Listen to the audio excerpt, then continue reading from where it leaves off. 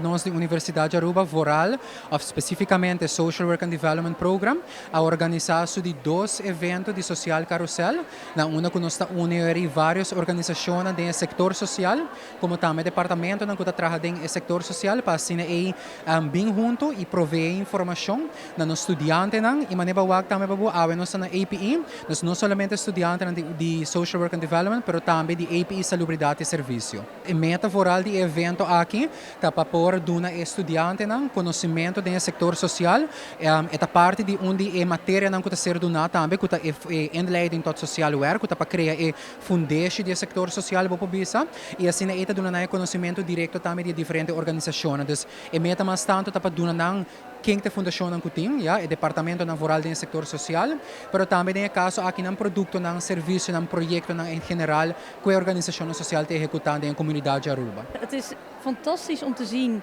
hoeveel organisaties uit het sociaal werkveld hier zijn gekomen.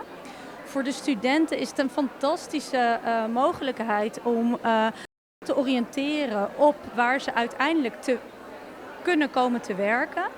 En het is een mogelijkheid voor studenten om vragen te stellen in een hele mooie omgeving, waarbij ze ook kunnen vergelijken tussen de organisaties van het sociaal werkveld.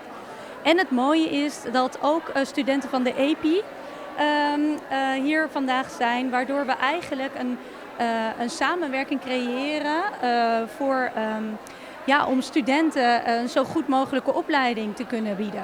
Para nós, é muito importante para poder brindar também a oportunidade aqui de forma de evento, para assim também seguir educando estudantes com o futuro profissional.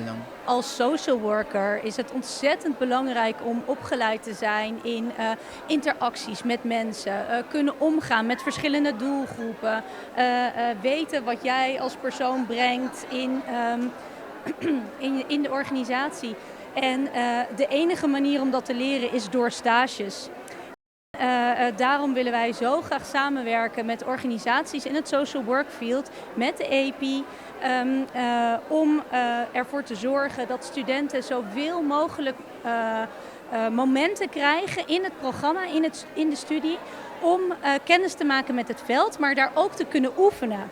In een stage is eigenlijk nog een veilige omgeving om fouten te kunnen maken en daarvan te kunnen leren. En in een stage leer je dingen die je niet in een klaslokaal op de universiteit kunt leren. Dus extreem belangrijk in de opleiding van social workers.